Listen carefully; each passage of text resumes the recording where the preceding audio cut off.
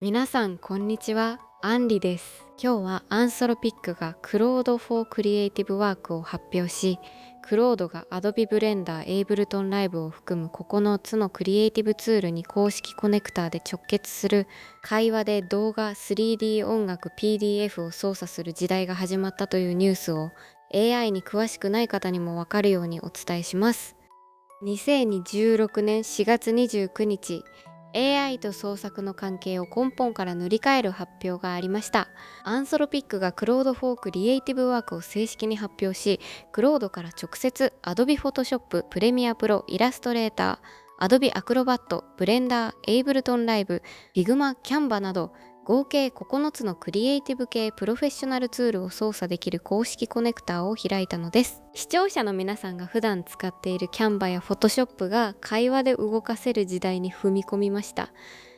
これまで動画編集や 3D モデリング、音楽制作はそれぞれ専用ソフトの操作スキルを覚える必要がありました。しかし今後はクロードにこの写真の背景を桜にして頼むだけで Photoshop が背景を差し替えレイヤーを保存して返してくれます。プレミアプロで動画のテロップを一括差し替えしたり、ブレンダーで 3D キャラクターのポーズを調整したり、エイブルトンライブでビートを差し替えたり、すべて会話だけで完結します。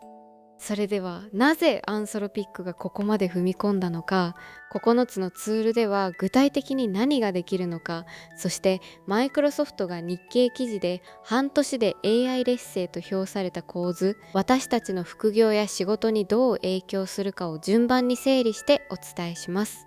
まず、Claude for Creative Work とは何かを正確に押さえておきましょう。これは Claude とクリエイティブツールの間を直接つなぐ公式コネクタの集合体です。技術的には MCP、つまりモデルコンテキストプロトコルという業界標準の仕組みを使い、Claude から外部アプリの機能を呼び出します。これまでの Claude は文章を書いたりコードを書いたりする頭脳として使われてきました。しかし Claude for Creative Work はクロードに手を持たせて実際に Adobe や Blender の中で作業させる発想に変わっています。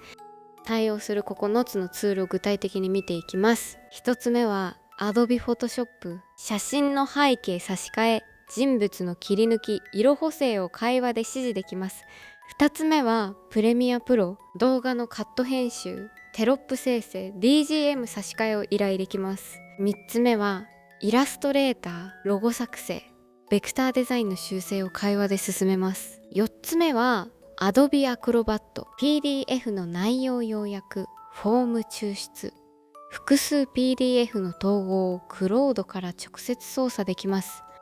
5つ目はブレンダー、 3D モデリングの世界です。 3D キャラクターのポーズ変更、ライティング調整、アニメーションのキーフレーム編集を会話で頼めます。6つ目は Ableton Live、 音楽制作のプロが使う代表ソフトでビート作成、トラックのミキシング、エフェクト適用が会話で進みます。7つ目は Figma、 UI/UX デザインで世界トップシェアのツールでワイヤーフレーム作成、コンポーネント編集を依頼できます。8つ目は Canva、 ノンデザイナー向けの定番で SNS 投稿画像、プレゼン資料の作成を会話で完結できます。9つ目はその他のクリエイティブ系ツールで動画字幕生成、音声編集、デザインアセット管理に関する公式コネクタが含まれます。ここで多くの視聴者が驚くのが操作の流れです。例えば Canva でインスタグラム投稿画像を作りたい場合、これまではテンプレート選択、写真アップロード、文字配置、色調整、エクスポートという5ステップが必要でした。Claude for Creative Work を使うと、クロードに春のセール告知用インスタグラム画像を作って、ピンクと白のパステル調で話しかけるだけで、キャンバ側に同等の画像が生成されます。クリエイターがやるべき仕事は、最終的なテイストの確認と微調整だけになります。なぜアンソロピックがここまで踏み込んだのか、その理由を整理します。一つ目の理由は競合との差別化です。オープン AI のチャット GPT は検索やコード生成では強いですが、Adobe などクリエイティブ専用ツールへの公式直結は限定的です。アンソロピックは、クロードはあなたの代わりに自作業をする AI という独自路線を強烈に打ち出しました。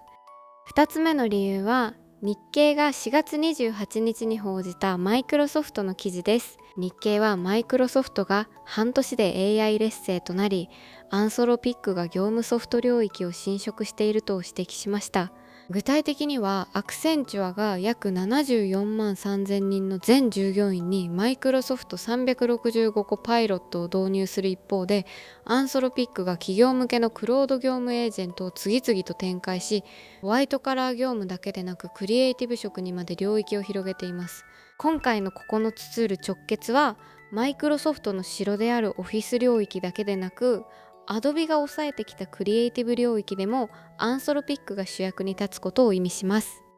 3つ目の理由は副業と個人クリエイター市場の取り込みです。日本国内では副業ライター、動画編集者、デザイナー、音楽制作者など副業として創作で稼ぐ層が大きく増えています。この層は本業の合間に作業するため、操作の高速化に強い需要があります。クロードフォークリエイティブワークはこの副業クリエイター層を一気に取り込むアンソロピックの戦略商品です。ここで気になるのが料金とアクセス方法です。現時点でクロードフォークリエイティブワークの9つツール公式コネクターはクロードの有料プラン、プロおよびチームプランで段階的に提供されています。日本国内のユーザーはクロード .ai のアカウント設定からコネクタメニューを選び、対応するツールごとに連携を有効化する形で利用できます。すべての機能が一斉開放ではなく、Photoshop、Canva、Figma などから順次開放です。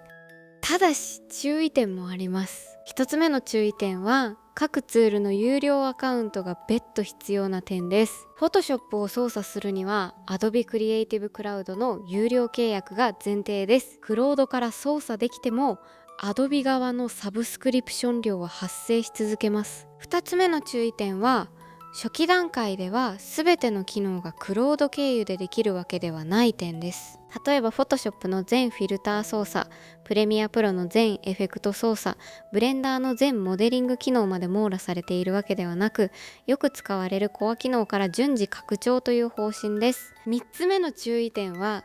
複雑なクリエイティブ作業ではプロの目が必須である点です。クロードが返す結果は多くの場合9割の完成度ですが、最後の1割の仕上げは人間が判断する必要があります。ここでマイクロソフトと日経の記事をもう少し深掘りします。日経の4月28日の記事タイトルは半年で AI 劣勢、アンソロピックが業務ソフト侵食というものでした。マイクロソフトはこれまでオープン AI への巨額投資と Azure 経由での独占的な GPT 提供で業務 AI の覇者でした。しかし2026年に入り、アンソロピックのクロードが企業向け機能を急速に拡張し、特にコード生成、長文処理、エージェント運用の3領域でマイクロソフトの牙地を切り崩し始めています。アクセンチュア74万3000人のコパイロット導入はマイクロソフト側の反撃ですが、アンソロピック側もクロードフォークリエイティブワークで真正面から殴り返した形になっています。日本のクリエイティブ業界への影響も大きいです。動画制作会社、デザイン事務所、音楽スタジオの多くは Adobe 製品や Ableton Live を業務で使っています。これらのツールがクロード経由で操作可能になることで、ジュニアスタッフがやっていた素材整理、テロップ作成、効果音差し替えといった単純作業の多くがクロードに任せられるようになります。一方でシニアスタッフが担当する企画、構成、最終クオリティ判断の価値はむしろ上がります。クリエイティブ業界の人材構造そのものが二極化の方向へ進みます。ここから私たちが今日からできるアクションを3つ挙げます。1つ目は自分が使うクリエイティブツールでクロードコネクタが対応しているかを確認することです。クロード .ai にログインし、設定画面のコネクタメニューを開いてみてください。Photoshop、Canva、Figma など対応済みのものは有効化ボタンが表示されています。まだ対応していないツールは近い将来追加される可能性が高いので、ロードマップを定期的にチェックしておくと競合より先に新機能を試せます。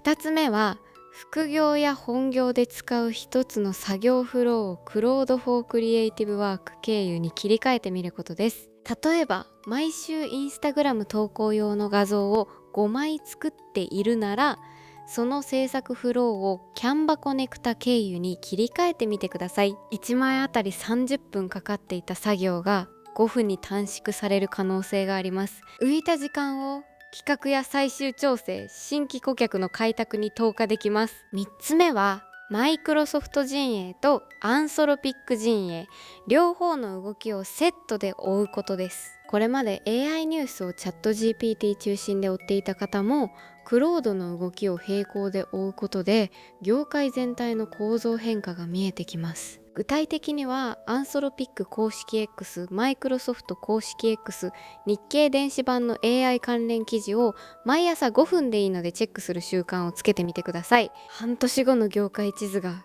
今日とは全く違って見えてきます。今日の3つのまとめです。1つ目、アンソロピックが4月29日にクロードフォークリエイティブワークを発表し、Adobe Photoshop、Premiere Pro、イラストレーター、Adobe Acrobat、Blender、Ableton Live、Figma、Canva を含む9つのクリエイティブツールに公式コネクタで直結する時代が始まりました。2つ目、視聴者は会話だけで写真の背景差し替え、